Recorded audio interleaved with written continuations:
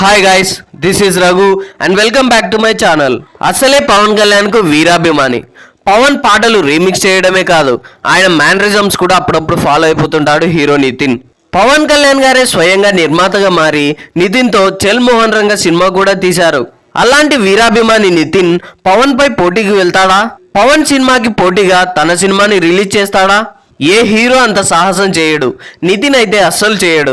ఇప్పుడు ఇదంతా ఎందుకంటే డిసెంబర్లో రావాల్సిన రాబిన్హుడ్ సినిమాను వాయిదా వేసి సమ్మర్కు షెడ్యూల్ ఫిక్స్ చేశారు. మార్చి 28న రిలీజ్ అంటూ పోస్టర్ వదిలారు మూవీ మేకర్స్. ఇన్నాళ్ళు ఆ తేదీ పవన్ నటిస్తున్న హరిహర వీరమల్లు పేరిట ఉంది.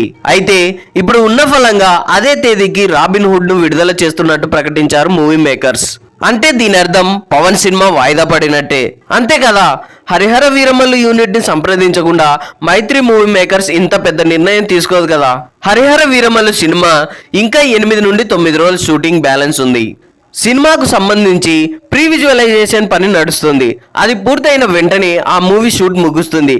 ఇది స్వయానా పవన్ కళ్యాణ్ గారే ఇచ్చిన స్టేట్మెంట్. ఇంకా 8 నుండి 9 రోజుల షూట్ అంటే దాదాపుగా మార్చి నెలాఖరుకు విడుదల చేయడం పెద్ద పనేం కాదు. అయినప్పటికీ సినిమాను వాయిదా వేశారంటే ఇంతకంటే పెద్ద పని ఇంకేదో పెండింగ్లో పడినట్టు అర్థం, లేదా రీషూట్స్ అయినా ప్లాన్ చేసి ఉండాలి. కారణం ఏదైనా హరిహర వీరమల్లు వాయిదా పడిందనేది పక్కా.